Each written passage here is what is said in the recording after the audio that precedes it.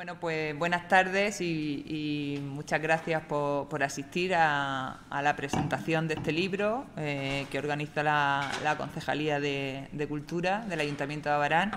Y bueno, yo personalmente quería agradecer a su concejal, a Penélope Luna, por invitarme a presentar este último trabajo de Pedro Costa Morata. Hoy acompaño a Pedro Costa Morata para presentar su último libro, que se titula Israel, del mito al crimen. Pedro es ingeniero de telecomunicaciones, licenciado en Ciencias Políticas y Sociología, también en Periodismo y doctor en Sociología. Ha compartido toda su vida activismo, actividad periodística y docencia como profesor en la Universidad Politécnica de Madrid y en la Universidad Pontificia de Salamanca. Escritor prolífico, ha publicado una veintena de libros, así como numerosos artículos. Los títulos de sus artículos de opinión le representan bien, revelan, por así decir, su modernidad analítica de amplio espectro, su personalidad y sus puntos de vista sociales. Su interés como politólogo en el caso del enquistado problema árabe-israelí se remite a sus tiempos de estudiante de ciencias políticas. Estimulado por los acontecimientos en el Sáhara Occidental, se interesó por la cultura árabe-musulmana. Editó y dirigió el boletín Actualidad Árabe, un boletín de información política y económica. Recorrió y estudió el área árabe-mediterránea como periodista y consultor del Plan de Acción del Mediterráneo, coordinando en el año 87 el libro España-Israel, un reencuentro en falso, un libro a cuento del reconocimiento diplomático de Israel en 1986 contra la opinión pública. Así que toda su trayectoria lo puso en relación muy directa con las raíces y la realidad del enfrentamiento con Israel. Desde entonces, Pedro nunca ha dejado de hablar ni de escribir sobre Palestina, ni cuando ya nadie se acordaba, especialmente durante los años previos a la pandemia del COVID, 2016, 17 y 18. Y siempre manteniendo posiciones, algo que hoy escasea. Y es por esto que con su propio fondo documental, extensísimo y prestando atención a historiadores israelíes o judíos y arqueólogos que no comparten la visión heroica del Estado de Israel y la critican científicamente y sin paliativos, Pedro está sobradamente preparado para enfrentarse con rigor a esos mitos que han generado una legitimidad falseada, supremacismo fascista y crímenes contra la humanidad. 512 días de genocidio en Palestina. Seguimos asistiendo al ensañamiento del ejército israelí bajo las órdenes de unos líderes fanáticos contra la población de Gaza, previo al alto al fuego, alcanzando las cifras de casi 45.000 muertos, 3/4 partes mujeres y niños y sectores que son claves para el futuro demográfico de Palestina, 108.000 heridos y miles de vidas sepultadas bajo los escombros. A esto hay que sumarle unos 9.500 palestinos que el régimen colonial de ocupación acumula en prisiones, en calidad de detenidos administrativos, sin acusación concreta, pruebas o juicio. Un genocidio programado de una potencia exterminadora a la que Occidente financia y mima. Y seguimos escuchando aquello del derecho a defenderse, faltando a la verdad y al derecho internacional. Ese derecho le corresponde únicamente al pueblo oprimido y no a la potencia ocupante, como es el caso de Israel. Seguimos escuchando apelaciones al derecho humanitario. Israel nunca ha reconocido el derecho humanitario y menos aún lo ha practicado. O un alto al fuego para el suministro de ayuda humanitaria. O esas ocurrencias de nuestro ministro de Exteriores Álvarez, con aquello de que reconocer el Estado palestino es bueno para la seguridad de Israel, como si pudiéramos tratar de igual manera a ambas partes. Todas estas campañas de declaraciones anunciando el reconocimiento del Estado palestino solo responden a un intento de acallar malas conciencias, gestos hacia los palestinos que no sirven para nada si no se ata en corto al Estado israelí. Con este libro, Pedro ha contribuido, ante todo, a dejar sin fundamento las razones que, en definitiva, el sionismo y el Estado de Israel aducen para aniquilar al pueblo palestino. Un gran esfuerzo, modesto dice Pedro, de desmitificación que recurre a la historia de las realidades, arremetiendo contra la peligrosa farsa de mitos y falacias de la tierra prometida, el pueblo elegido y el pacto con Yahvé.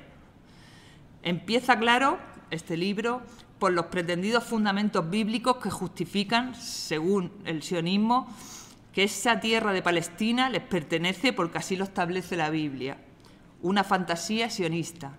A partir de aquí, Pedro va analizando la historia de Israel desde la partición de Palestina, las intervenciones nefastas de las Naciones Unidas.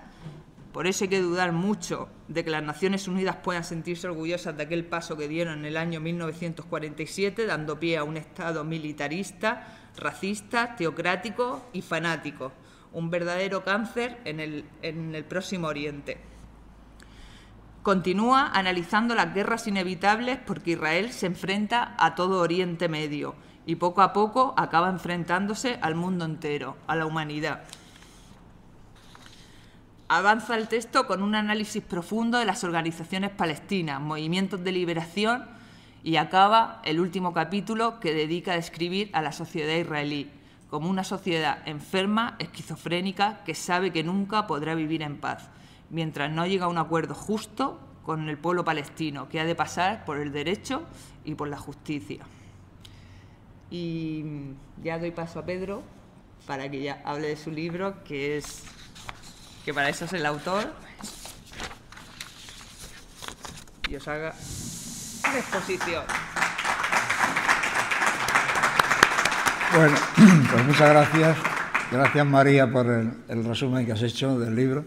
Gracias a todos los presentes y a todas las presentes, con un neto predominio femenino. Gracias a nuestra concejala, a Penélope, y gracias a la biblioteca y al ayuntamiento.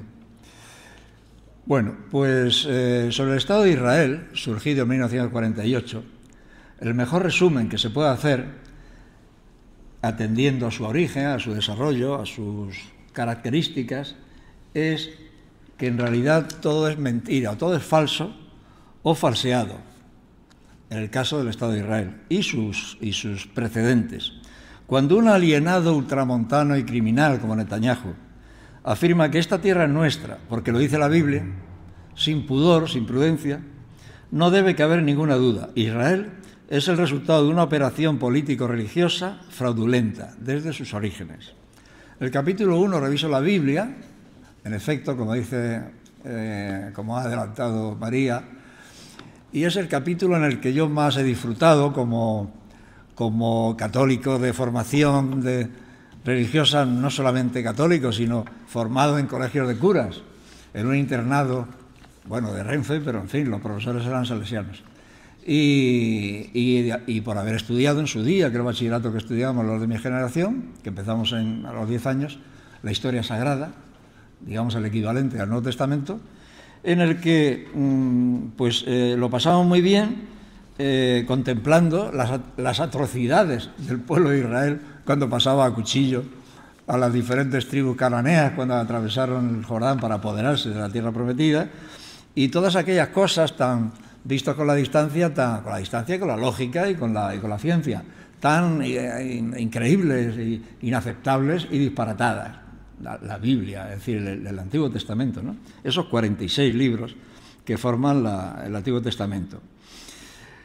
Y he revisado la Biblia, he leído los libros primeros, el Pentateuco, los que me interesaban para el trabajo, después de 40 o 50 años, cuando le hice la lectura completa, aquella Biblia de la BAC, de la Biblioteca de Autores Cristianos, con ese papel Biblia. En fin, era la traducción de la Vulgata, la traducción, no solamente la FETEN, la legítima, autorizada por la Iglesia Católica, sino, bueno, pues también la muy prestigiosa por los traductores y tal. Nácar Colunga se llamaban los dos. Bueno, y me maravillo al retomar el Antiguo Testamento de que esa colección de textos tan heterogéneos, contradictorios, inciertos, anónimos en su mayor parte, y en buena medida atroces, porque algunos chorrean sangre y crímenes, siempre con la bendición de Yahvé, Pues que esta colección de textos así sean la referencia para un cierto número de intelectuales, ya que tamaña colección de textos es eminentemente literaria, no duda cabe, y algunos textos, pues francamente, espléndidos, y tanto desde el punto de vista literario como algunos desde el punto de vista místico y religioso y poético, ¿no? Pero mínimamente históricos. No sirven para los historiadores, no sirven para estudiar los precedentes del Estado de Israel ni la situación del pueblo hebreo desde que tenemos referencia histórica de él. Y en tercer lugar, por constituir la base de una tradición religiosa, cultural y política que es la occidental, que es la nuestra. Y desgraciadamente pertenecemos a esa tradición. Quiero decir que, bueno, en el libro hay un apartado que llamo Todos somos Israel, en el que reconozco, pues algo que hay que reconocer, que tenemos una historia personal, una cultura, una formación religiosa y un ambiente respirado que es el del pueblo elegido, el de los favores de Yahvé, porque Yahvé es nuestro Dios, es el Dios de los cristianos. Y el pueblo elegido, pues es el pueblo del que surgió Jesús de Nazaret, etcétera, etcétera. Entonces tenemos inevitablemente una tendencia no solo a creer eso, o a creerlo en su momento, sino después de no creerlo, aún de no creerlo, y no podamos digerir esas cosas, pues una tendencia que es casi genética a estar con esos disparates históricos e incluso con el Estado de Israel. Entonces mostramos, aunque sea involuntariamente, una evidente simpatía por las aventuras del Estado de Israel frente al mundo árabe, al que, sin embargo, se nos ha educado con una mirada, por haber sido colonialistas nosotros en el mundo árabe, con una mirada por encima del hombro y todo esto. Bueno, como principal objetivo he tratado de poner en evidencia que las partes esenciales de esa Biblia carecen de historicidad. Moisés, el Éxodo, el Sinaí, Josué, la conquista de Canaán y hasta David y Salomón, de los que los intelectuales que me sirven de referencia, que son profesores de universidades generalmente de Israel, que están ahí aguantando el tirón, pero están ahí, de los que los intelectuales que me sirven de referencia niegan con la fuerza evidente o bien de la historia, o la antropología, o la lingüística, toda historicidad. De Moisés no hay ninguna referencia histórica, nada. De la huida de Egipto, lo que refleja el Éxodo, es decir, aquella masiva huida, perseguido por el faraón y capitaneado por Moisés, con el cruce del Mar Rojo y con la instalación peregrinante en el Sinaí durante 40 años, no hay nada en la historia. Que miles de hebreos anduvieran dando vueltas por el Sinaí durante 40 años esperando la orden de Yahvé para entrar en la tierra prometida, que no haya ninguna referencia ni prueba histórica, material para los arqueólogos de esa movida, de esa estancia y de esos años, pues dice suficiente para que no podamos creer en eso. Los arqueólogos que trabajan muy fino saben todo lo que hay que saber, pues contemplando restos de murallas o de templos o de campamentos, en fin.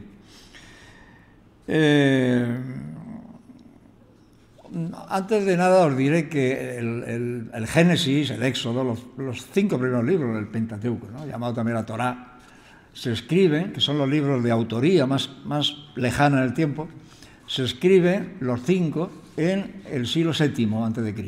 Se escriben bajo la dirección del soberano de Judá, Josías, en el año entre el 639 y el 609, que es cuando reina este rey de Judá. Y se escriben para elevar la moral, con instrucciones del rey, para elevar la moral del pueblo judío, de Judá. Bueno, sabéis que cuando muere Salomón se divide su reino entre 2 hijos, un estado arriba que se llama Israel y otro abajo que se llama Judá. El de Israel cae al poco en manos de los asirios y el de Judá ve que va a caer también en manos de otros, de los que han sucedido a los asirios en el mundo mesopotámico, que son los caldeos, los babilonios. Entonces, para elevar la moral del pueblo y prepararse para hacer frente a lo que se considera que es inevitable ataque o invasión, pues Josías reúne a gente adecuada y se inventan y se escriben esos 5 libros, reconstruyendo o inventando pues todo lo que recoge el Génesis, lo que recoge el Éxodo. Se supone se trata de ubicar, teniendo siempre como referencia la historia de los imperios laterales de Egipto y de los imperios asirios, porque Israel nunca fue imperio de nada, estuvo ahí en medio, sufriendo invasiones y golpes de unos y otros.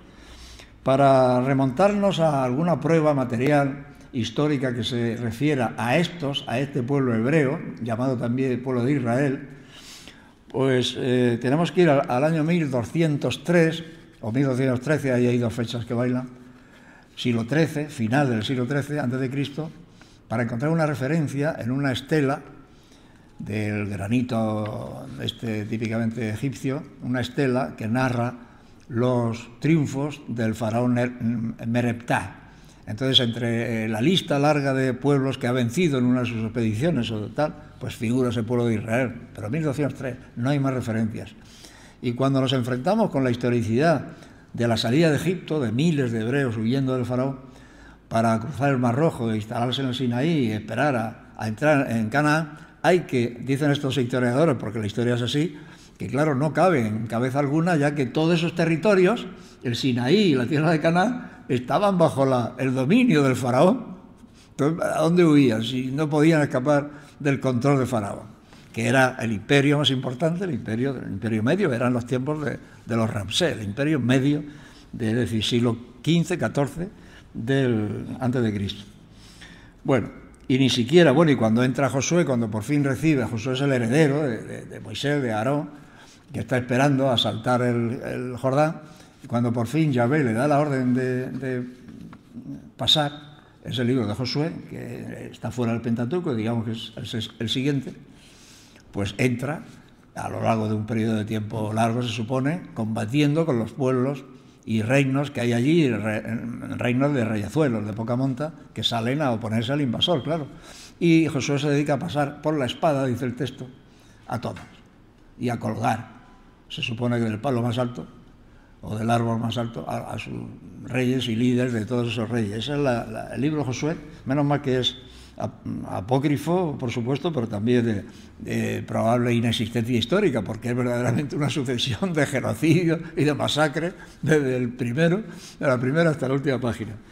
Pero es que ni siquiera hay datos suficientemente históricos para reconocer el famoso imperio de David y sobre todo de Salomón. No hay datos históricos. Los datos históricos han de suministrarse desde fuentes neutrales, no de los interesados, ¿no? Por eso ya digo que en la Biblia hay libros proféticos, los libros de los profetas, 1 y 2, por ejemplo, que incluyen entre las profecías cosas que ya han pasado en el tiempo, que se sabe que han sucedido, y hacen la profecía sobre algo sobre lo que ya no podía caber ninguna duda. Todas esas trampas, todas esas disparates, digamos, y irregularidades y abusos y rarezas están en el Antiguo Testamento. Bueno, pero lo verdaderamente insoportable, por absurdo, incluso grotesco, es que un pretendido Dios, que además impone el monoteísmo, porque claro, un Dios difícilmente puede compartir la divinidad con otros,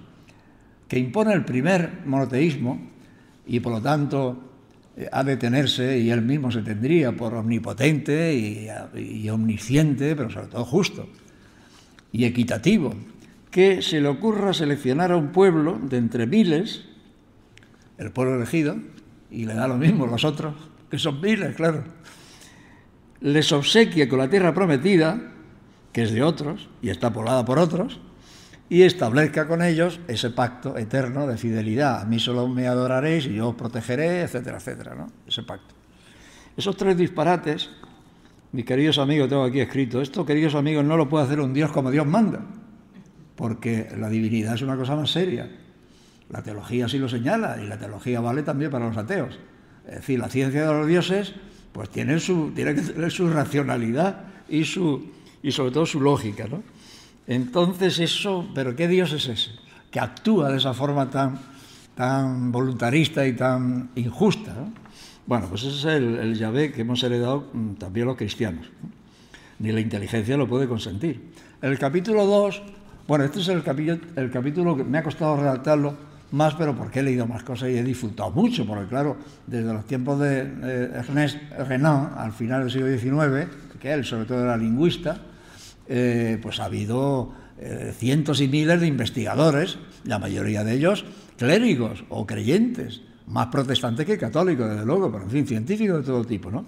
Pues que, claro, han sometido la Biblia a ese zarandeo, decía que esto no nos vale como historiadores, esto es otra cosa, ¿no? Bueno, pues en el segundo, y entonces yo he disfrutado mucho estudiando a esta gente, desde Renat hasta los actuales, los historiadores actuales. Hay que ya digo que son profesores de las universidades israelíes, la mayoría. Un tal Shlomo Sand tiene 2 libros maravillosos.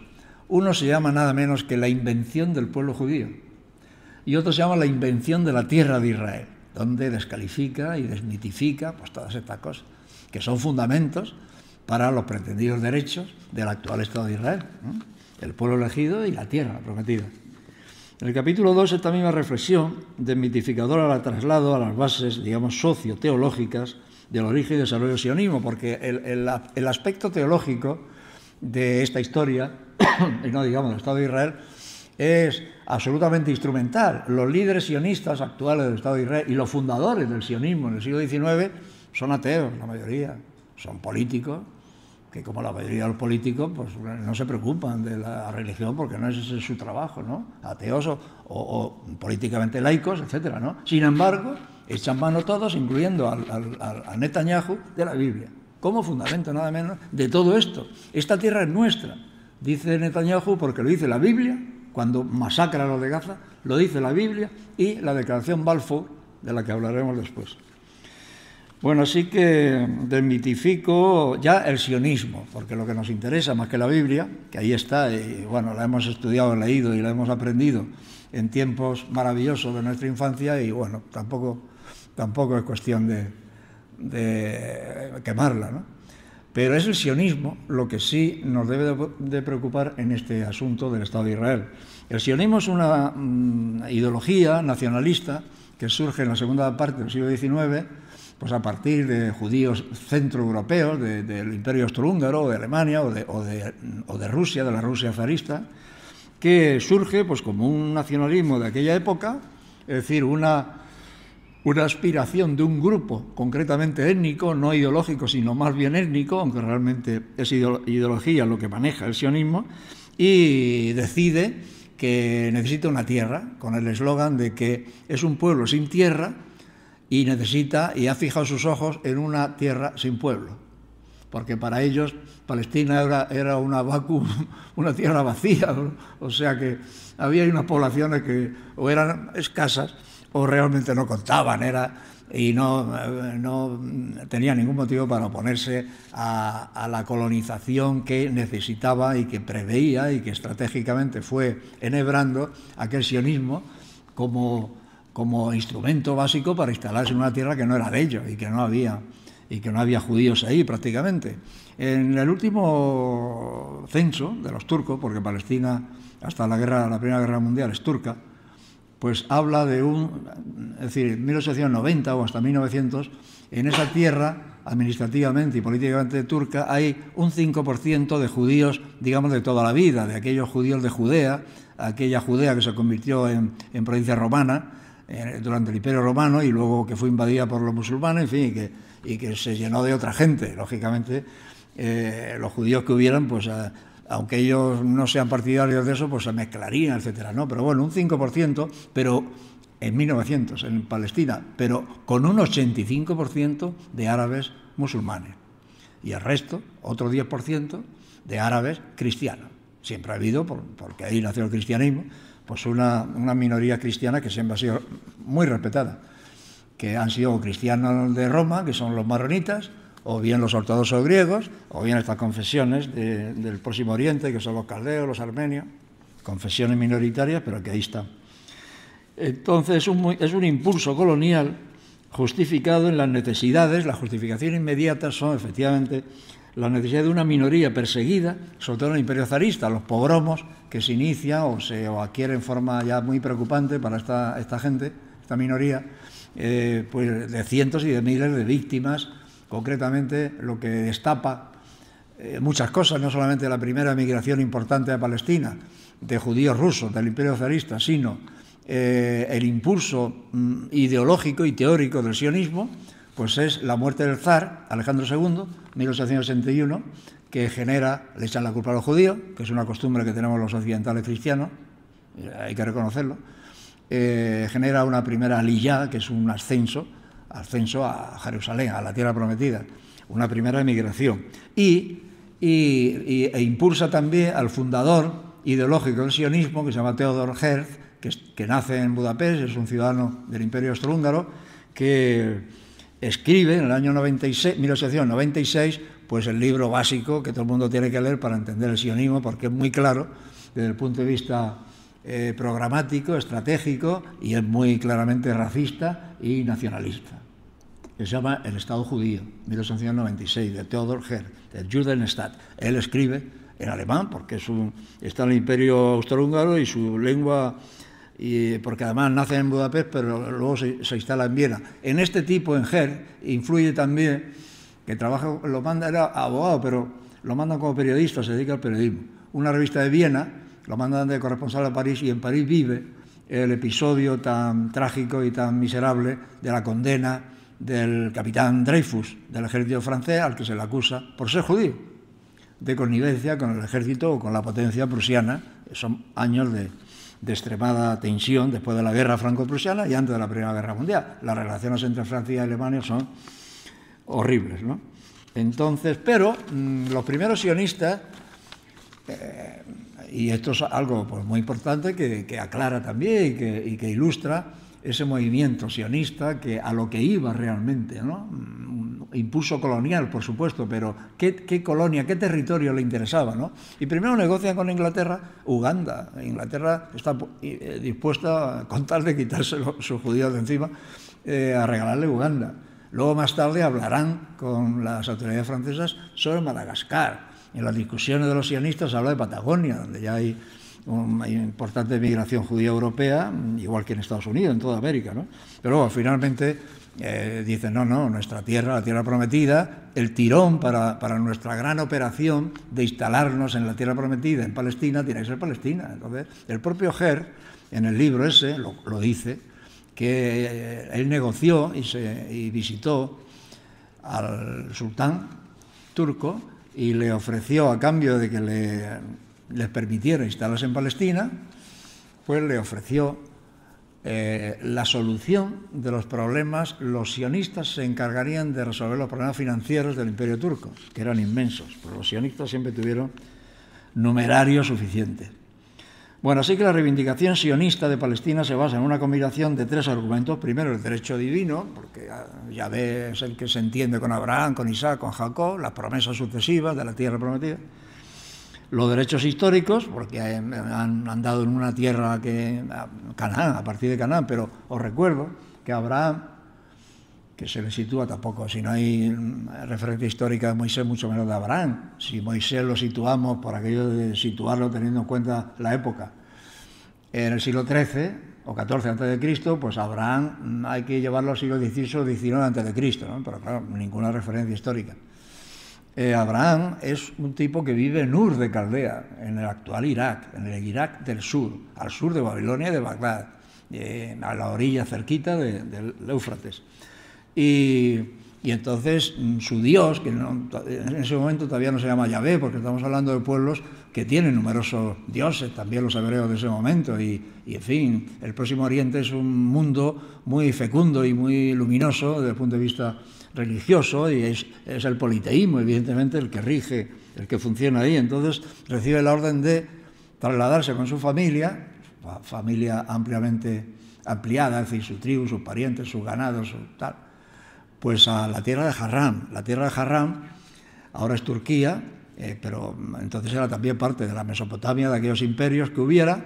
Es un afluente, el río Harran, el río Jabur. Bueno, Harran está en medio, yo he visitado esos sitios, entre el Éufrates y el Jabur, que es un afluente importante del Éufrates. Bueno, esa es la tierra de Harran.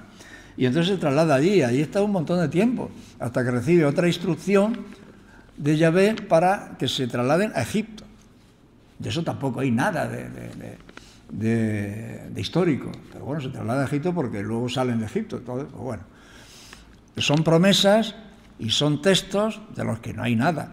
El Génesis, sobre todo, recibe y transmite y reproduce la tradición religiosa y literaria y poética del Próximo Oriente. Entonces, donde se repiten en otras culturas, pues el diluvio se repite, vamos, son anteriores al cuento del Génesis, pero ya lo han contado otros en ese mundo cultural, o al famoso hecho del Moisés que lo arroja a las aguas su madre y tal para salvarlo de no sé qué. Todo eso existe en otras culturas, sobre todo mesopotámicas, bueno, anteriores al relato hebreo. Entonces, bueno, estamos hablando de un pueblo que surge en esa... pero el origen, y Abraham, el patriarca de los patriarcas, es iraquí, digamos, o sea, de Ur de Caldea, ¿no? Bueno, el Estado de Israel es una creación ilegítima, ilegal y antidemocrática. Es ilegítima porque sencillamente no se puede pretender una entidad política estatal en base religiosa. Nunca. El derecho internacional nunca admitirá un Estado para una confesión religiosa. Y tampoco se puede considerar legítimo un Estado que ha ido creciendo robando tierras a los vecinos y sometiéndolos de forma muy violenta y muy perversa. Eso se sale de lo político, eso es ilegítimo desde el punto de vista ético y desde el punto de vista pues, cultural o humano. Y es ilegal debido a tres elementos que el Estado de Israel utiliza como base de su legalidad. Los tres son ilegales.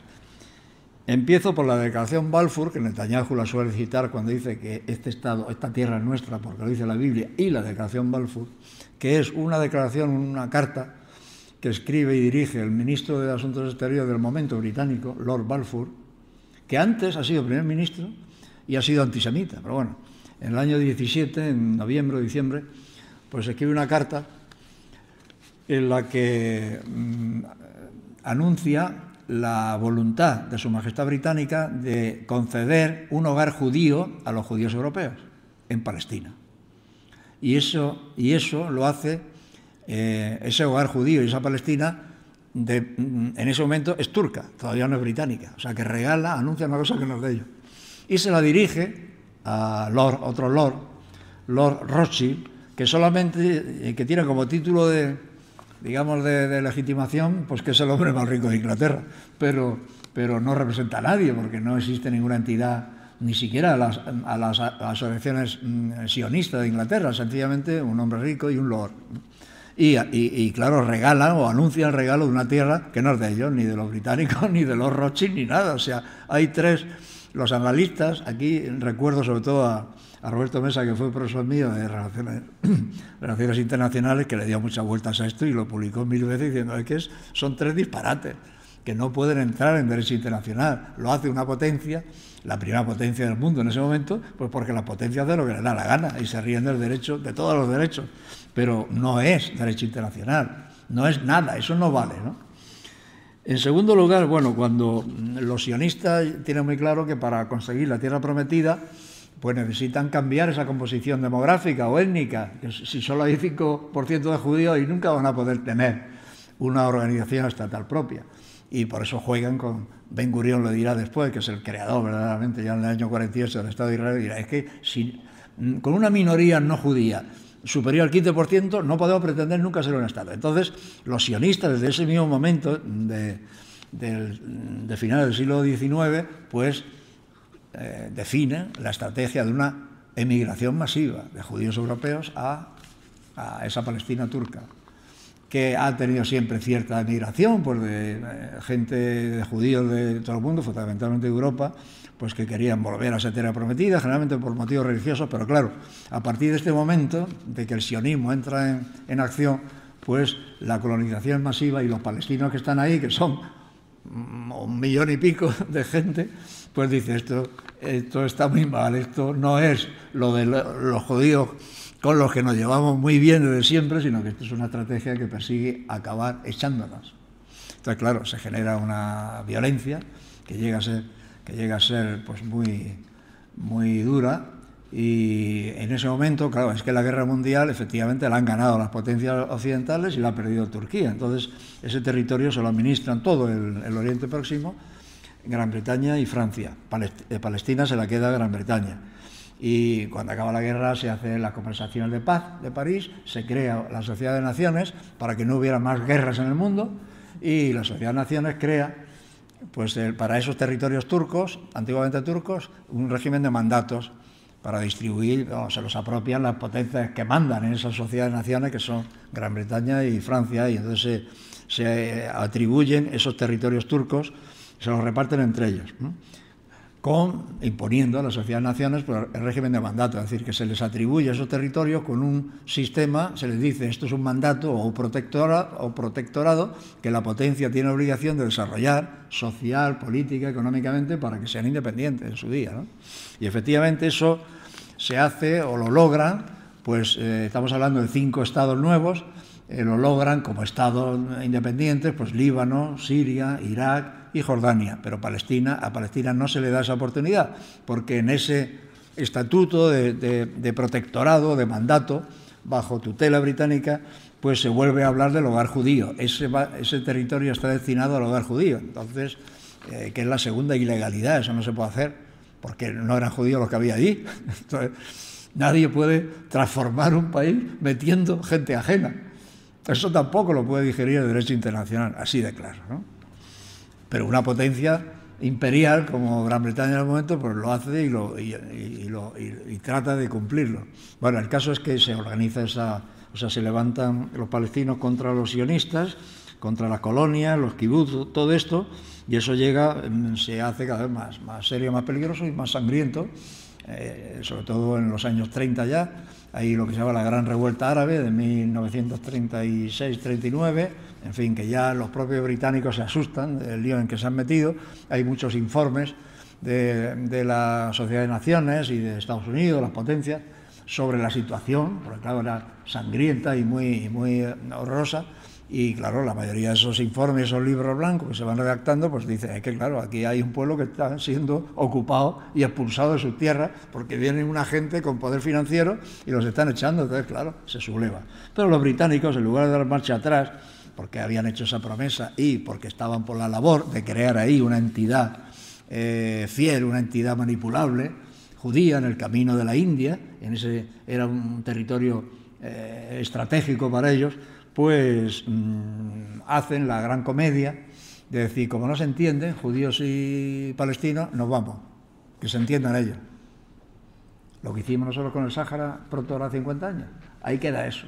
Como no queremos entrar en guerra con Marruecos, Kissinger nos está agobiando, Franco se está muriendo, etcétera, no podemos, nos vamos. Ahí queda eso. Entonces ahí quedó eso, las Naciones Unidas, que ya existían porque estamos ya en el año 47, y claro, se tiene que hacer cargo de las Naciones Unidas, pero las Naciones Unidas son 56 estados en ese momento, ahora son 193, pero claro, solamente había 56 independientes, ¿no? Y no hay los 2/3 que exigía la Carta de Naciones Unidas para las decisiones de la Asamblea General, porque no había unanimidad en el Consejo de Seguridad, y porque este asunto, la Asamblea General, bueno, en Naciones Unidas sabéis que hay como un poder ejecutivo, un paralelismo un poco burdo, un poder ejecutivo que es el Consejo de Seguridad, que se machacan con el poder de veto. Luego está una asamblea, un órgano legislativo, digamos, o representativo amplio, que es la Asamblea General, que equivaldría a un parlamento. Y hay un órgano judicial que se creó también en el año 45, que es el Tribunal Internacional de Justicia, el Tribunal de la Haya.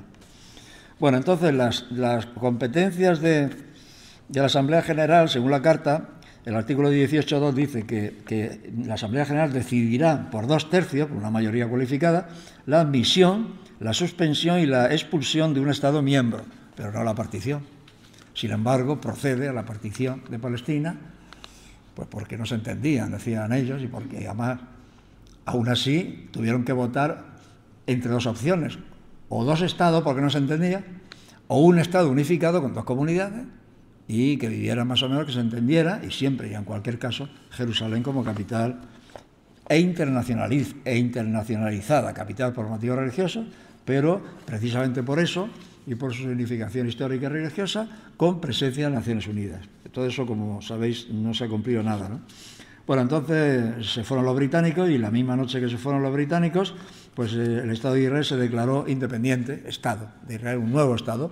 Habían anunciado los otros estados árabes que ya eran independientes, que eso no lo consentiría, tampoco los palestinos, porque claro, los palestinos pudieron hacer poco, porque apenas tenían unidades, digamos, militares, los estados de alrededor sí tenían su ejército, pero insuficientemente fuertes como para vencer a Israel, que ya se había preparado bien. Israel los vence. Y entonces se queda, si la partición de la Asamblea General le había otorgado a la parte judía un 51-52% del territorio, se hacen con el 70 y tantos, entre el 48 y el 49, porque hubo varios periodos bélicos y con treguas, ¿no? Así que esa fue la primera expansión ilegal, porque no les tocaba, ni siquiera discutiendo que esa decisión de la Asamblea General fuera ilegal, porque no estaba en sus competencias, ¿no? Pero por eso digo que esa es la tercera legalidad que aduce el Estado de Israel, pero que es ilegal. Y es ilegal atribuible a la propia Organización de Naciones Unidas, que cometió ilegalidad. Cuando los estados árabes protestaron y dijeron, imposible, esto no se puede aceptar, esto es un abuso, esto ni la carta ni nada. Apelamos al Tribunal Internacional de Justicia que opine sobre la legalidad y la justeza de esta decisión con respecto a la carta. Y entonces se les negó, eso no pasó al Tribunal Internacional de Justicia. No dirimió sobre este asunto, ¿no? Bueno, así que en esa primera guerra árabe-israelí, que los israelíes llaman de la independencia, pues se dedican a expulsar gente para ampliar sus territorios y para aumentar su composición étnica, ¿no? Entonces se produce esa primera y gran expulsión, la Nakba, la tragedia o el desastre o la catástrofe, Nakba, de 700.000, aquí la cifra que yo más digamos, concluyente, pues son 730.000 palestinos expulsados a los estados del entorno y que ahí están los campos de refugiados. Pero claro, ya no son 730.000, son varios millones, claro, porque el derecho a volver a su tierra, de la que fueron expulsados, dinamitando sus casas y masacrando sus cosechas, pues eso no ha cesado, ese derecho sigue vigente. Los israelíes no quieren saber nada de eso, lógicamente. Luego hay, bueno, al final del capítulo 3, tengo aquí un punto que le llamo el punto 3.5, que es el menosprecio de lo árabe, prestigio de lo israelí. Y aquí pretendo llamar la atención sobre esa visión tan generalizada a la que he aludido antes cuando he dicho que todos somos Israel, un poco en plan provocativo, pero que significa que estamos acostumbrados a considerar, y en cierta medida llegamos a creerlo, pues que los judíos son más valientes, guapos, fuertes, ricos, inteligentes, y los árabes son pues menos listos, más sucios, con menos mérito, ¿no? Eso lo tenemos. Y cuando en los coloquios así como este, como el que vamos a tratar después, surge la pregunta de no nos podemos creer que el ataque de Hamás del 7 de octubre no lo supiera Israel, con sus servicios de información tan prestigiosos y efectivamente tan eficaces. Tenían que saberlo, y entonces pues les vino bien para dar una respuesta tremenda al movimiento palestino, a Hamás. Y yo digo, siguiendo esta cosa del menosprecio del árabe, digo, bueno, es que estamos siempre con lo mismo, o sea, que consideramos que la inteligencia árabe, que la organización de Hamás, que las organizaciones palestinas que surgieron antes de 1960, pues que no son capaces de preparar un golpe como ese sin que se entere Israel. ¿Pero qué pasa? Que los listos son ellos, ¿no? Bueno, pues eso digo. Capítulo 4 es el de las guerras inevitables, dada la ilegítima e ilegal presencia del Estado de Israel en el Oriente Próximo. Después de la guerra esta del 48-49, pues surge la de Suez, llamada también el Sinaí, que consiste en que en el año 56, en julio, el presidente egipcio, Nasser, declara la nacionalización del Canal de Suez, porque el Canal de Suez se inaugura en 1867 o 69, con una mayoría de acciones del Jedive de Egipto, pero como tiene muchos problemas económicos, finalmente esas acciones se las compra el Imperio Británico, de tal manera que en el año 56 el canal es prácticamente, en su mayoría, británico, con una participación francesa. Y nacionaliza Nasser. Entonces los dueños, el Reino Unido y Francia, pues dicen que no están de acuerdo con eso y desembarcan, atacan el canal. con operaciones de desembarco aéreo y marítimo desde Chipre, las bases inglesas en el Mediterráneo, en Malta y Chipre. Y Israel, que ya se ha puesto de acuerdo antes en unas conversaciones secretas en los alrededores, se reúne con los líderes franceses y británicos en las cercanías de París, pues ataca también y se apodera el Sinaí entero. Y llega se instalan sus fuerzas en la orilla oriental del canal. Pero cometen el error de que se organizan los tres, las dos potencias, e Israel mimada por ambas, pero no cuentan con Estados Unidos. Claro, Estados Unidos en el año 56 no es tan forofo del Estado de Israel como ahora. Hasta después del año 67 y de la Guerra de los 6 días, los presidentes norteamericanos no están tan claramente alineados con el Estado de Israel y sus peripecias. Entonces, el presidente Eisenhower, que precisamente al final del 56, esto es octubre, la operación esta militar, en octubre está en campaña electoral. Ese es un año de campaña electoral que ganó, era su segundo periodo y entró de presidente repetido en enero del 57. Y claro, eso él sabía que le iba a perjudicar, no le iba a beneficiar a los estados árabes, la minoría árabe, las relaciones con el mundo árabe, que ya Estados Unidos ya participaba en las principales empresas, en el año 56, en las principales empresas petroleras de Oriente Próximo. Por lo tanto, pues se cabreó. Y les mandó a las tres potencias que se volvieran a sus países y a sus fronteras, ¿no? Y efectivamente quedó en nada. Todos se tuvieron que replegar, incluyendo Israel, y el canal fue para Egipto. Luego vino la Guerra de los 6 días, que contribuyó mucho a ese halo de admiración que tenemos todos los occidentales. Yo recuerdo esa guerra, claro, perfectamente, la paliza que le dio en 6 días, es que es la guerra de los 6 días, a egipcios, sirios, jordanos, a todos. Bueno, luego vino ya empezó Israel a no ser tan eficaz ni tan fulminante en sus operaciones militares, en el año 73, la guerra de Yom Kippur. Luego las numerosas incursiones, verdaderas guerras y muy duras en Líbano, en fin, como acabo el libro ahí, pues Israel nunca vivirás en paz, casi que cada vez vive en una situación más seriamente o más dolorosamente belicista, ¿no? Como la situación actual en Gaza, que no se había llegado a esos crímenes y a esos desastres desde que el Estado de Israel existe, ¿no? Bueno, y el capítulo 5 quiero concluir a partir de la masacre de Gaza. Cuando yo entrego el libro, mi texto a la editorial, pues me parece que los muertos son 30 y tantos mil, no llegan a 40.000, porque fue en junio.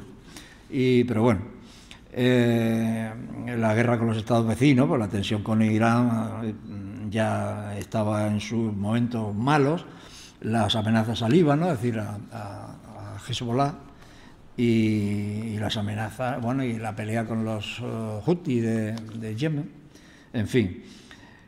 Pero sobre todo, y lo que más me interesa de ese capítulo, porque empiezo diciendo, bueno, ¿quién es judío y qué es el pueblo judío? Porque es lo que más me ha interesado de los autores que yo he ido leyendo para ilustrarme y escribir con alegría y con seguridad. ¿Quién es judío? ¿Y de dónde vienen todos esos judíos que andan por el mundo? Más o menos 15 millones, en Israel hay 7, o sea que la mayoría están fuera. Pues estos autores, ya he citado a Shlomo Zahn de la Universidad de Tel Aviv, que dice invención del pueblo judío. El pueblo judío es una invención, no hay judíos étnicos ni por supuesto son semitas los que hay. Bueno, entonces esto hay que explicarlo. Bueno, lo que dicen estos historiadores es que nunca ha habido dispersión de judíos por el mundo. Ha habido lo que ha habido. Niegan que el famoso destierro de Babilonia, en el 586 a.C., cuando efectivamente Nabucodonosor entra en Jerusalén, destruye el primer templo y dice la historia y se lleva cautivos a los judíos de Judá, pues no se llevó cautivos a nadie, se llevó cautivos a los líderes, que los castigaría, los llevaría, políticos y religiosos, ¿no?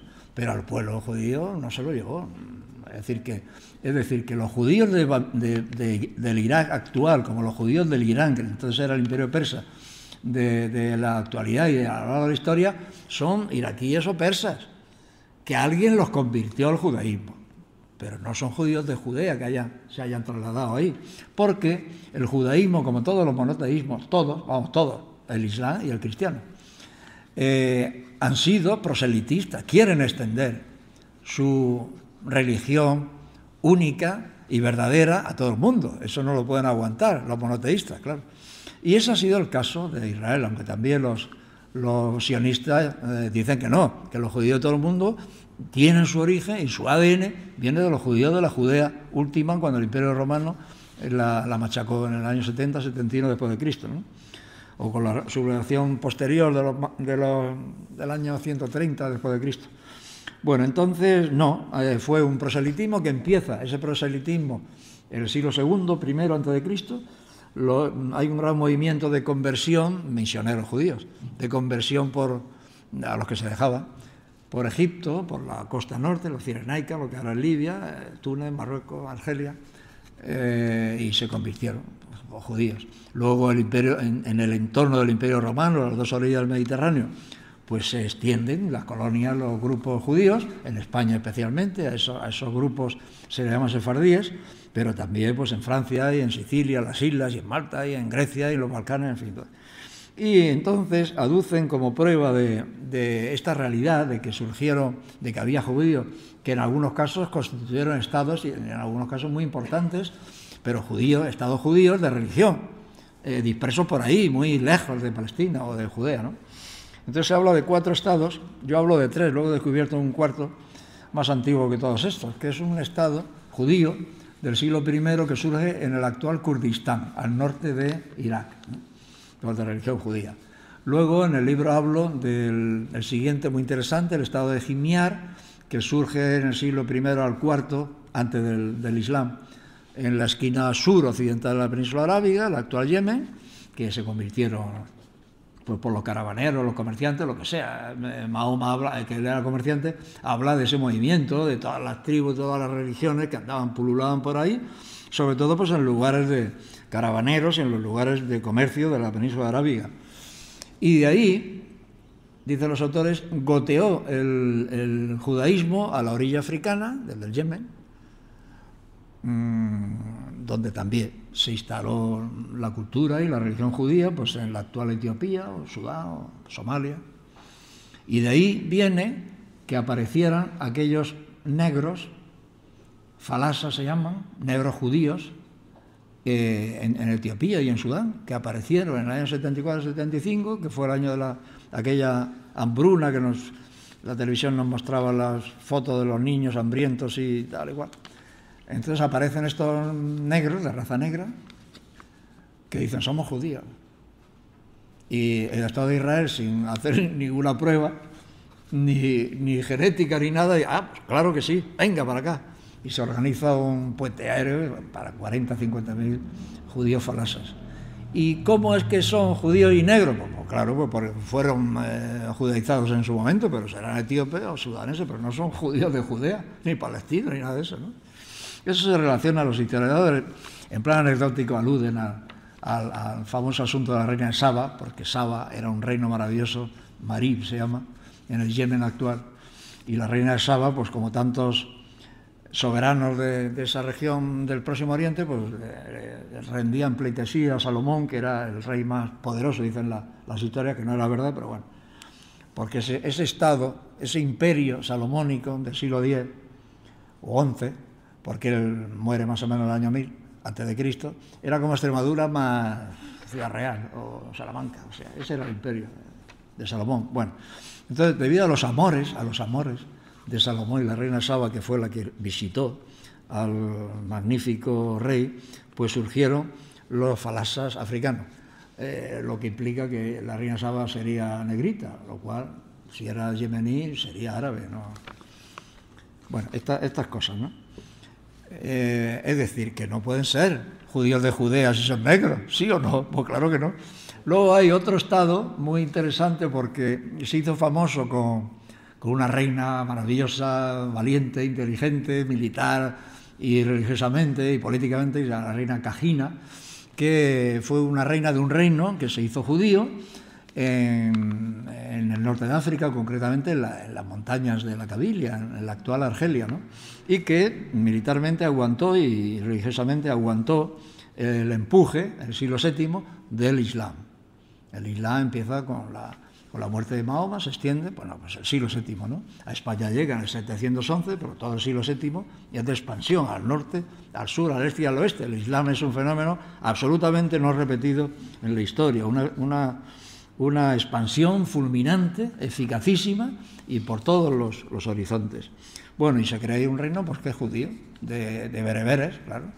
Y luego hay otro, que es el más importante y posterior, que se llama el reino de los házaros, que se crea a partir del siglo VII, VIII y que dura hasta el siglo XIII, todo esto después de Cristo, que aparece pues en la actual Rusia, la mitad de Rusia actual, toda la Ucrania, parte de los estados del Cáucaso actuales, Polonia, Lituania. Ahí se crea un estado fuerte, importante, que dura años, de tribus que han venido del centro de Asia, que son turcas, de origen turco, y ahí se crea el reino de los házaros, que llega a tener mucha importancia.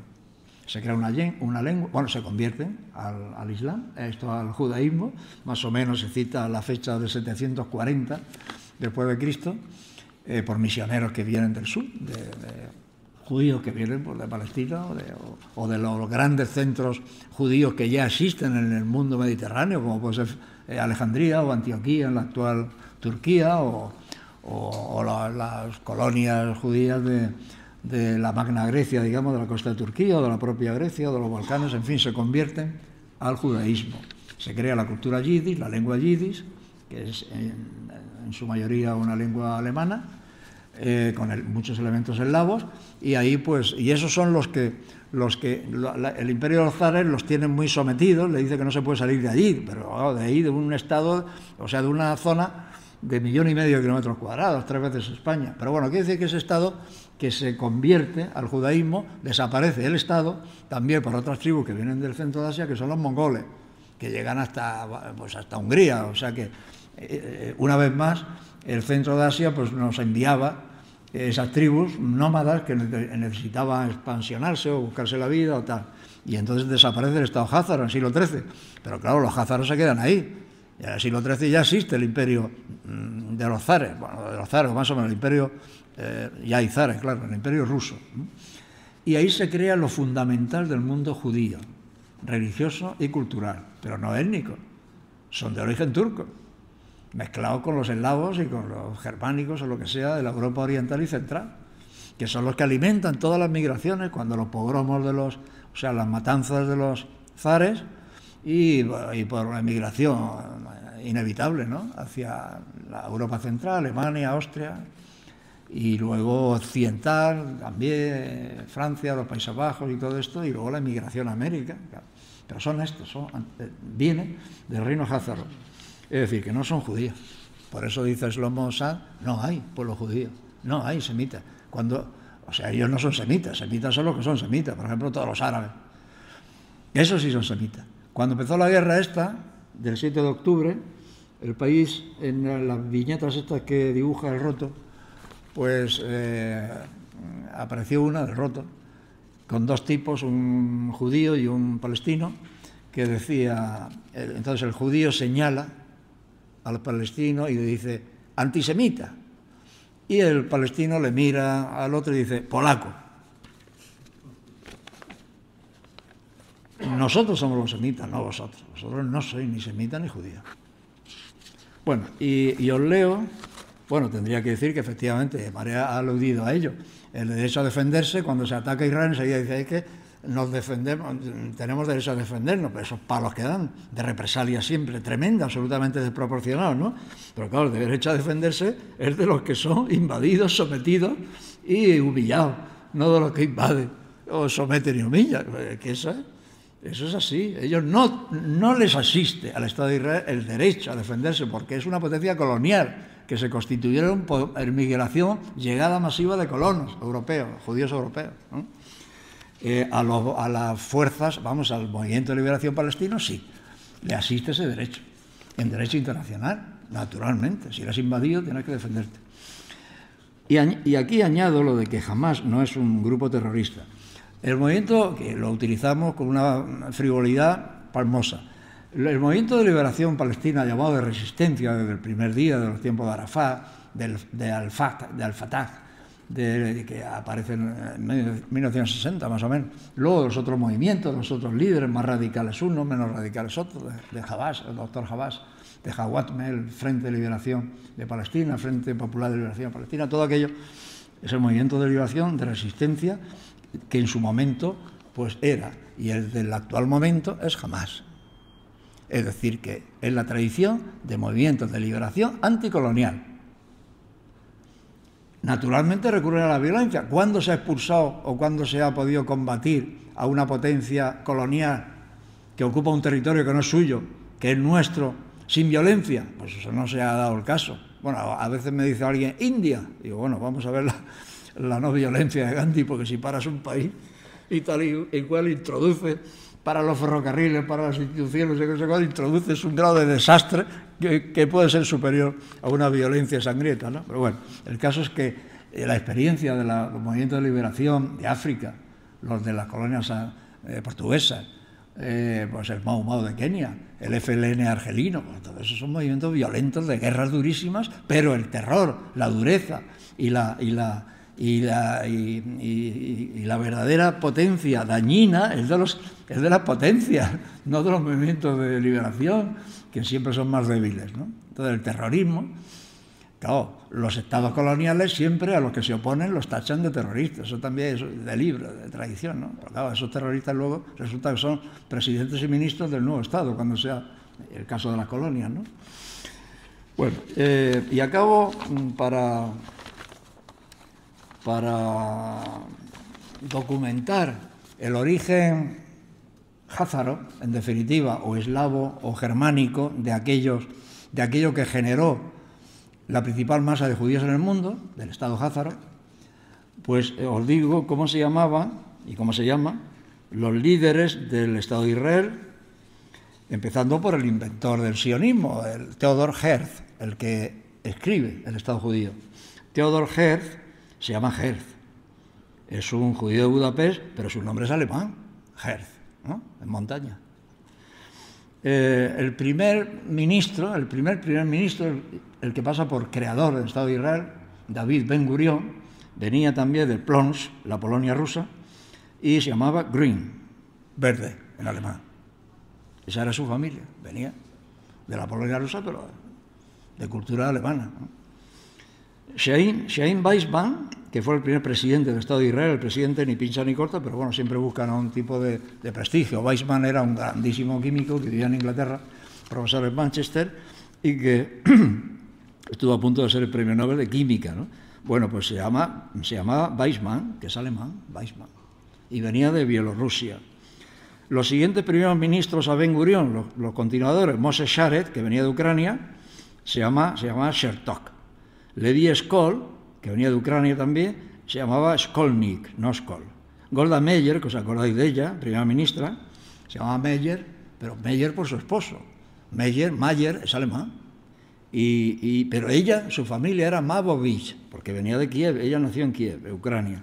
Simón Peres, que fue de todo líder militar, ministro de Defensa, ministro de Exteriores, primer ministro, presidente del Estado de Israel, que lo creíamos que era Pérez, que era más o menos sefardí, o sea, de los judíos del lado nuestro, de acá, pues no, se llamaba Persky, no Pérez, Persky, y venía de Bielorrusia. Aquel que fue ministro de Defensa y primer ministro y sanguinario, Ariel Sharon, era también germano-polaco, y no se llamaba Sharon, se llamaba Scheinerman. Y el encantador Netanyahu, que ya nació en el Estado de Israel, en el año 48-49, su padre, Ben-Zion, que era un intelectual racista tremendo, Ben-Zion Netanyahu, su apellido verdadero, el apellido de familia, no es Netanyahu, que es no sé qué de Dios, tal, que se ponen ellos, sino que se llamaba Milejkowski. O sea, Netanyahu es Benjamín Milejkowski, polaco ruso, el nombre es ruso, ¿no? La mayoría de los líderes sionistas actuales y del pasado han sido y son rusos, vienen de allí, de Rusia, de la Rusia de los zares. Bueno, luego ya, cuando cayó la Unión Soviética, hubo otra sacudida, al tiempo de Yeltsin, de 1,5 millones de rusos, más o menos judíos, que aducían que eran judíos y tal, pero judíos házar, es decir, de judíos nada. Y por supuesto la mayoría venían de la cultura soviética, no eran ni creyentes ni nada, claro. O sea que, bueno, y ya está, ese es el resumen, os he O sea, bueno, el estado actual, efectivamente, y la sociedad actual esquizofrénica, siendo generoso con ellos, porque el 80% de la o 90% de la población israelí está de acuerdo con los crímenes de su gobierno. Cuando se han manifestado por los rehenes, se han manifestado por los rehenes y pedían tregua, pero tregua para conseguir los rehenes, nada de los derechos del pueblo palestino ni nada. Viven ajenos a lo que sucede en Cisjordania o en Gaza y a los derechos palestinos. O sea, es una sociedad absolutamente indescriptible. Y lo último que ha hecho Netanyahu en el sentido de, bueno, claro, esto de que los judíos no sean judíos es un problema para el Estado de Israel, porque claro, su razón es étnica, claro, que vienen de allá y que quieren recuperar su tierra, claro, si falla eso ya me diréis. Entonces, claro, ya desde el año 50 hay una primera ley de judeidad, o no sé cómo se llama, para decir quiénes son los judíos, porque claro, había que administrar la emigración, quiénes eran y quiénes no eran, ¿no? Pero recientemente, en 2018, ya con Netanyahu, pues aprobó la Knesset, el Parlamento, una ley en julio de 2018 que se llama Ley del Estado-Nación del Pueblo Judío, en la que se establece quién puede ser ciudadano israelí. Solo los judíos. Y dice quiénes son los judíos, pues los de madre, los abuelos, en fin, unas normas de tipo étnico. Pero claro, no consigue el ADN, lo dicen los historiadores esto, muy divertido. Y pero claro, se empeñan en encontrar un ADN propio, judío, que relacione con los judíos que han quedado allí de aquellos tiempos, y resulta que los de aquellos tiempos, ese 5% que anda por ahí, tienen un ADN que coincide con el de los palestinos en un 80%, con los árabes, que están ahí desde el siglo VII, pues claro que se han mezclado, claro que sí. Y los de la inmigración, pues no tienen nada de judíos desde el punto de vista genético, ¿no? Eso es lo que yo os quería decir, porque es lo que más me ha interesado. Yo no he hecho más que reproducir lo que he leído y lo que claro, esto no es un descubrimiento de última hora, ¿no? En Israel es anatema y es una herejía, pero claro, la historia, la ciencia, la arqueología, la lingüística, pues claro, son las que nos valen, con independencia de las manías ideológicas y de las locuras racistas. Tenemos que buscar la propia tranquilidad intelectual nuestra y estudiar las cosas, a ser posible, con el mayor grado de veracidad posible. Y nada más. Muchas gracias.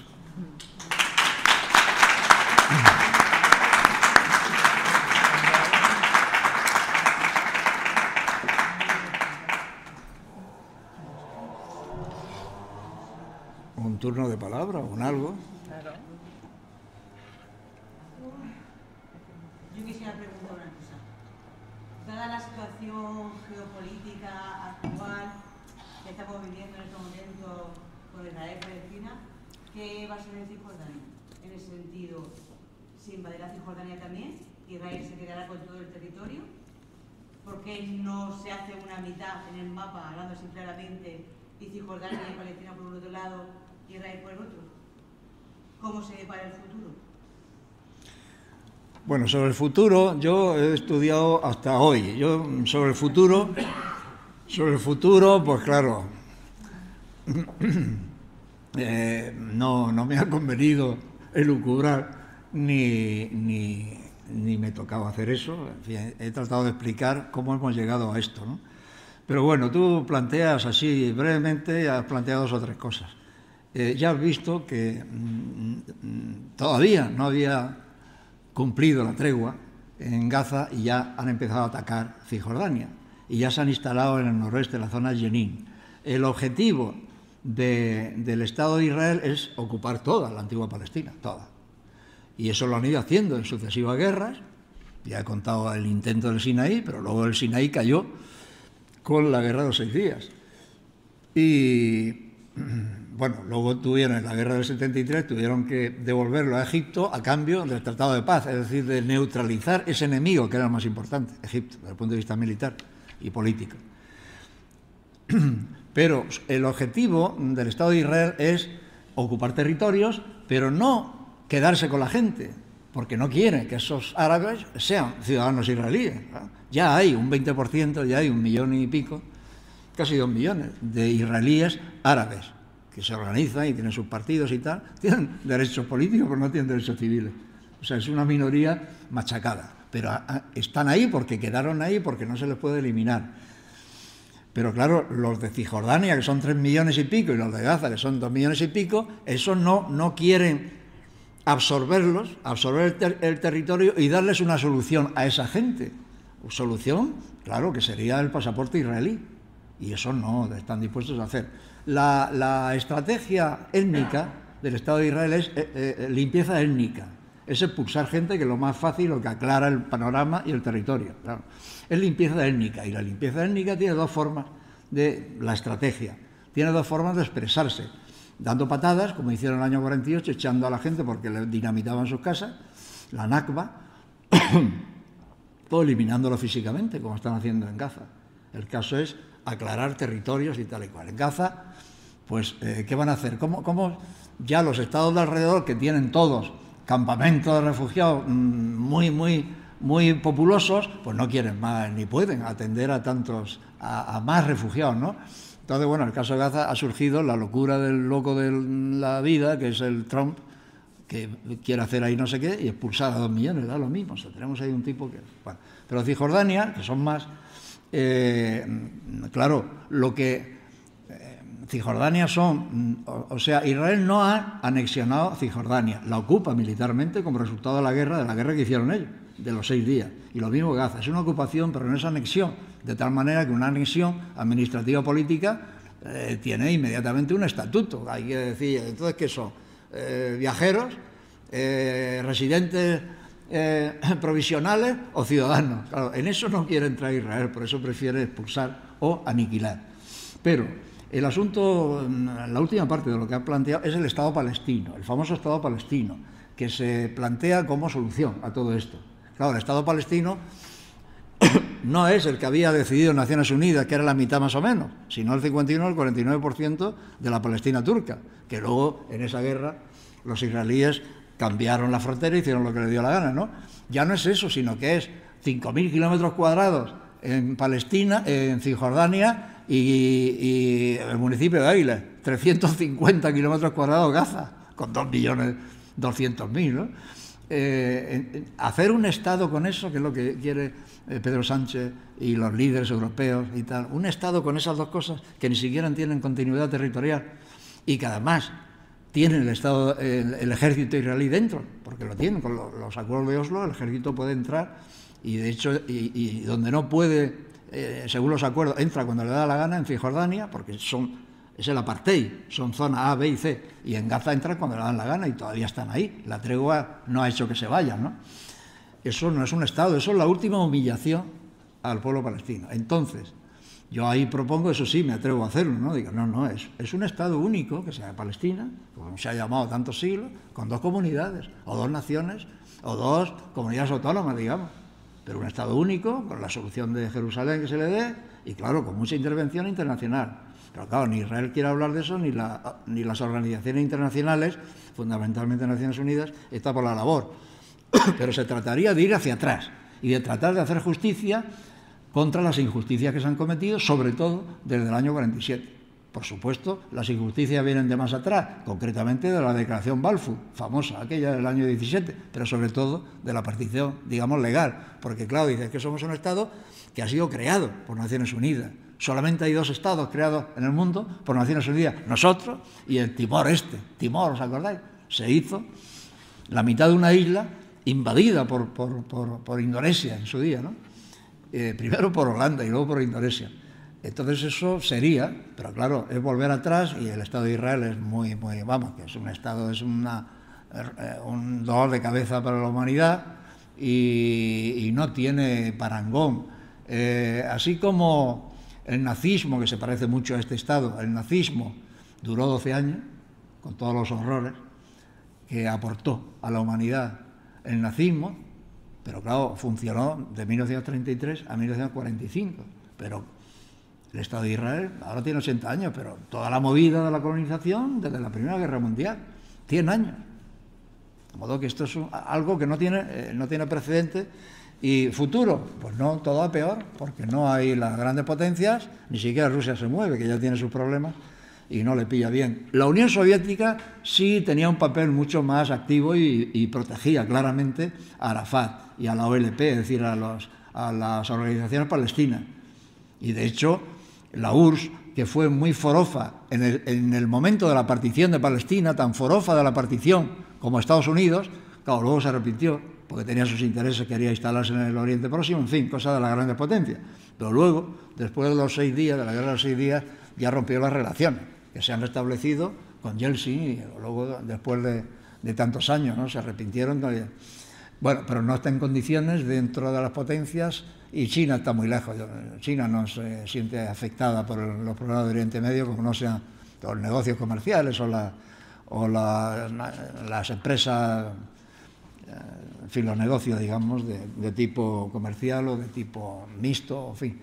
Así que mal, el panorama mal, porque Israel no hay quien le pare los pies, nadie.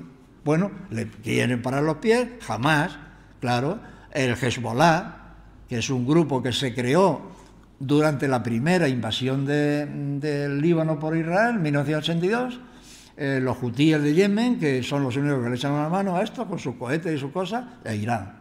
Pero Irán ya está desde hace años, pero ahora más, con Trump, está en el punto de mira ya lo ha dicho Netanyahu, dice, ahora nos queda Estados Unidos y nosotros ir a por Irán, porque ahora ya ni siquiera Obama contribuyó a que hubiera unas negociaciones, porque el problema sigue siendo la bomba nuclear, que si bomba, que si no bomba, tal. Y aquel acuerdo de 1915, los israelíes lo atacaron y no funcionó, ¿no? En los tiempos de Obama. Pero ahora que tienen a Trump de mayordomo principal y de aliado incondicional, pues buscarán la guerra con Irán. Si buscan la guerra con Irán, ahí ya sí puede intervenir la Rusia actual, porque Rusia actual han eliminado a Siria, necesita un aliado, es una gran potencia también, y necesita puntos de apoyo y aliados políticos y estratégicos y militares a lo largo de todo el mundo. Y en esa región pues es Irán, de modo que se lo tendrán que pensar. Pero bueno, yo ya he aventurado en un artículo que Rusia y Estados Unidos no se van a llevar bien siempre, que romperán la baraja un día de esto, en cuanto se arregle lo de Ucrania, porque sí, pues son dos potencias y hegemónicas. Entonces, las potencias hegemónicas con aspiraciones tienden al conflicto y no al entendimiento, ¿no? Más. No me lo puedo creer. ¿Cómo se dice? Tan demoledor he sido yo, me arrepiento muchísimo. Bueno, el papel de Europa también en esto. En el conflicto de Palestina. Pues el papel de Europa es lo que diga Israel. Ni siquiera, fijaos lo que tardaron en machacar a Rusia con sanciones cuando inició la invasión de Ucrania. Sanciones muy serias, miles de sanciones económicas, financieras, de movimiento de personal, diplomática. A Israel ni una sola sanción, nunca. La Europa, yo a veces digo, es que sería la OTAN la que tendría que invadir Israel, como hicieron, o bombardearlo. Tel Aviv, el gobierno israelí, como hicieron con Yugoslavia en su día, con mucho menos motivo, claro. ¿Qué pasa con la OTAN? Claro, ¿qué va a pasar? Pues es que una cosa, la OTAN es la organización de Occidente y Israel está metido en Occidente. Cuando asumimos que se trata de un Estado que, aunque está en Asia, no es asiático, porque sus líderes y su historia reciente no es judía, según hemos contado aquí, sino que los sionistas europeos no son judíos, sino que son europeos. El Ger era húngaro o austrohúngaro y el Ben-Gurión pues era polaco de la Polonia que estaba en poder de Rusia y ya está. Y su religión, aunque eran ateos todos, pues su religión o su cultura sería judía. Pero cuando hablamos de esto, claro, nos damos cuenta de que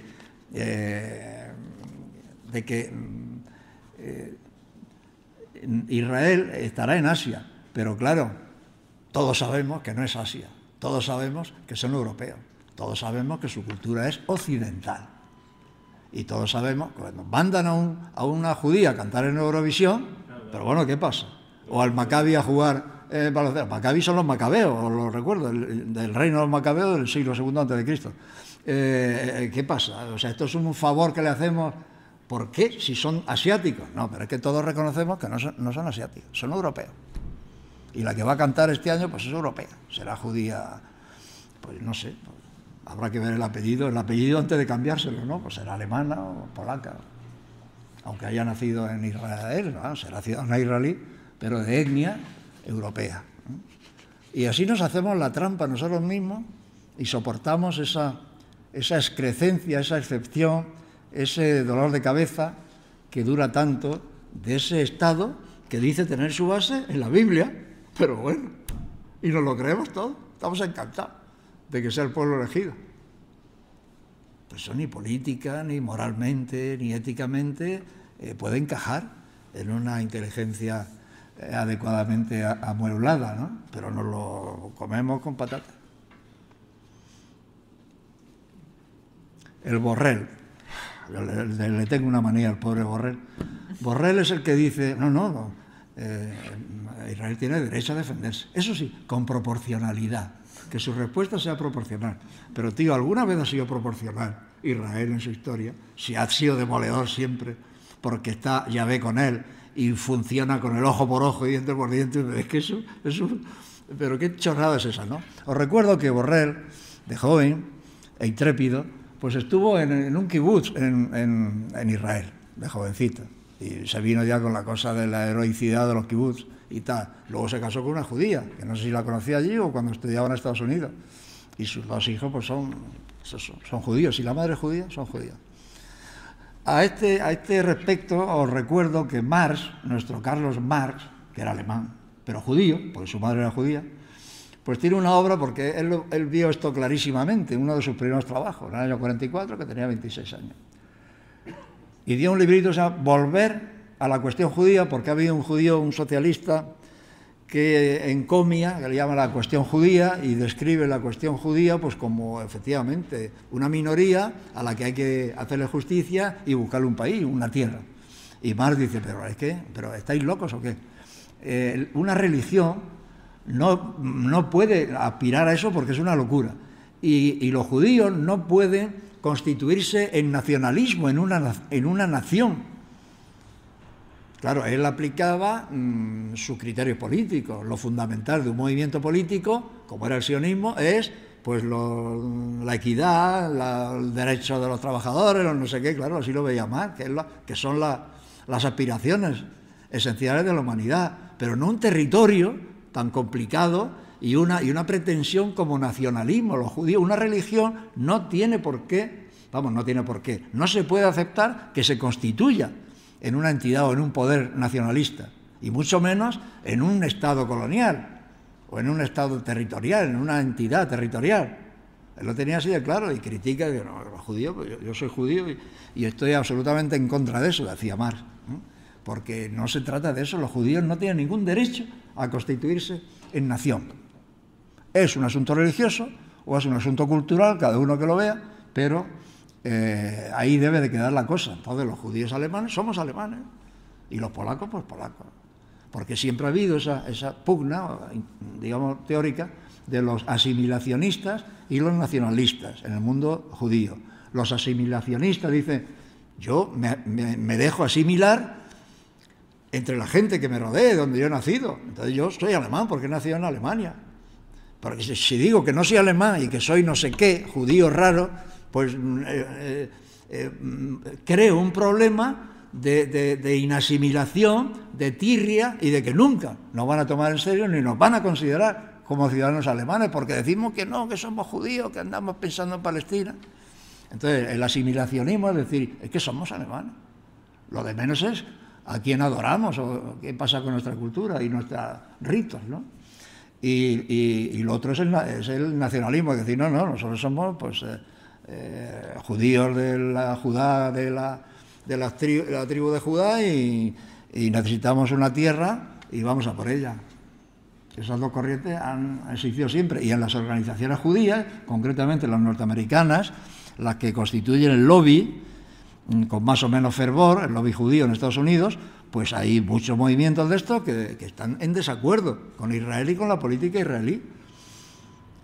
Los más fuertes están de acuerdo, claro, son los que alimentan financieramente el Estado de Israel, el famoso lobby judío, ¿no? Pero claro, hay movimientos de gente más sensata y más tranquila que no, nosotros ni siquiera estamos a favor del Estado de Israel, pero mucho menos de sus políticas de expansión, de miseria, vamos, de humillación del pueblo palestino, etcétera, etcétera. Porque claro, un intelectual o un moralista o un estudioso, pues esto lo ve, salvo que te obnubile pues los prejuicios de que eres no sé qué, que eres no sé cuánto. Lo de la religión, ya digo, si los líderes israelíes de siempre, o los sionistas cuando eran simplemente sionistas, pues eran laicos o ateos. Y actualmente el propio Netanyahu tiene a gala que no cumple la ley mosaica. Yo no. Estás diciendo que la Biblia es el origen de tu pretensión y resulta que no sigue la religión.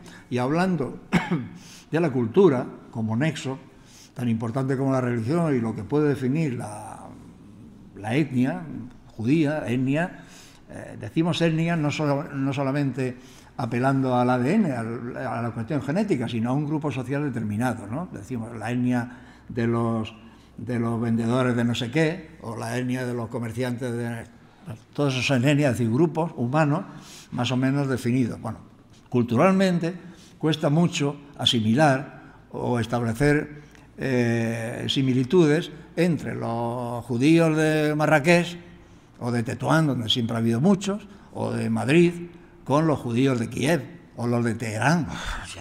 Si es que no tienen nada de cultura, su comportamiento. Digo la cultura, la religión pues será más o menos la misma, los que practiquen, los practicantes, pero la cultura, pues difícilmente podemos decir que existe ese nexo que los une a gente que vive y que han vivido en culturas tan distintas, que por mucho que quisieran oponerse o enfrentarse a esa cultura, la cultura presiona mucho y acaba haciéndote pasar por el aro, porque tus hijos en fin, las generaciones se van adaptando, quieras o no quieras, a la cultura dominante donde tú vives, ¿no?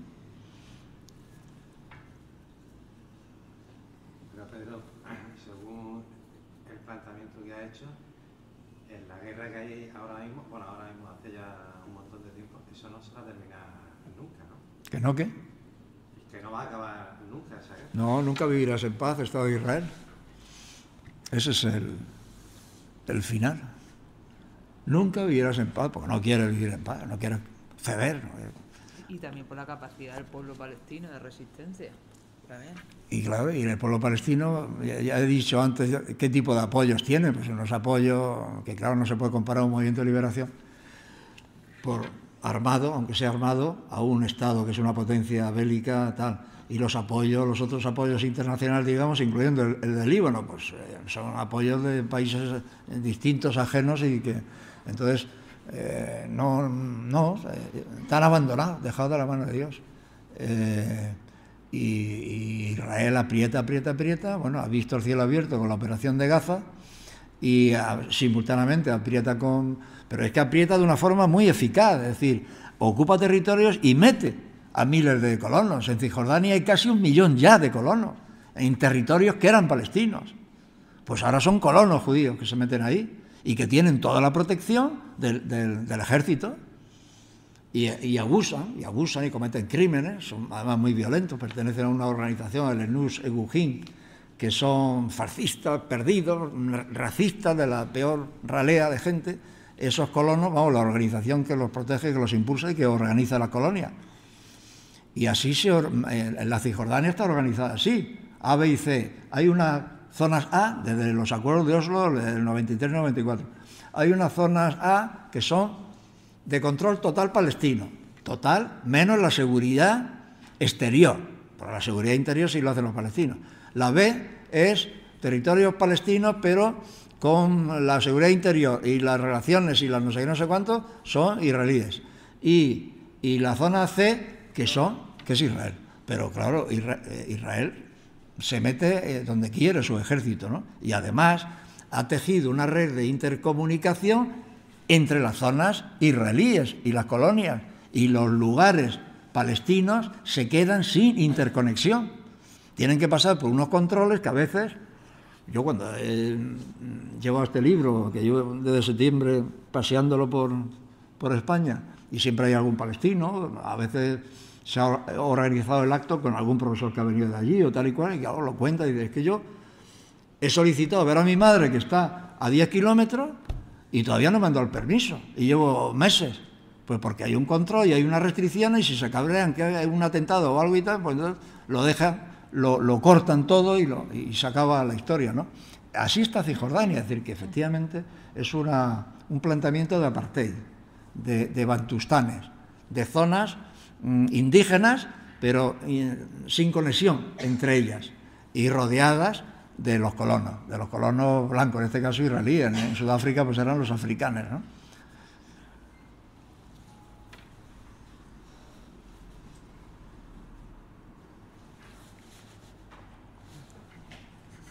Pues sin otra, como se dice en las reuniones, sin más asuntos de qué tratar, se levanta la sesión. Habría muchos, sí. Bueno, he traído libros para que me los compréis. Yo se los compro al editor y con el descuento que a veces trato de que me salga la cuenta con muchísimo esfuerzo, ¿no? Pero bueno, aquí tengo unos cuantos libros para el que los quiera, con mi firma de prestigio, en fin, claro. Y tal. A la concejala le voy a regalar este ejemplar del libro que publicamos, pues 5 o 6 periodistas, en el año 67, España-Israel, un reencuentro en falso, protestando y contando lo que iba a pasar y lo que era Israel, protestando del establecimiento de relaciones diplomáticas con Israel, porque durante el franquismo y hasta el año 86 no había relaciones con Israel. Y en el año 66, el año que entramos en la OTAN, los socialistas de Felipe González nos metieron en la OTAN y nos hicieron, en fin, se establecieron relaciones diplomáticas. Aquí hay una protesta más o menos profética, pero claro, como me queda muy poquito, pues es un libro ya de importancia histórica inconmensurable. Te lo dedico. Gracias.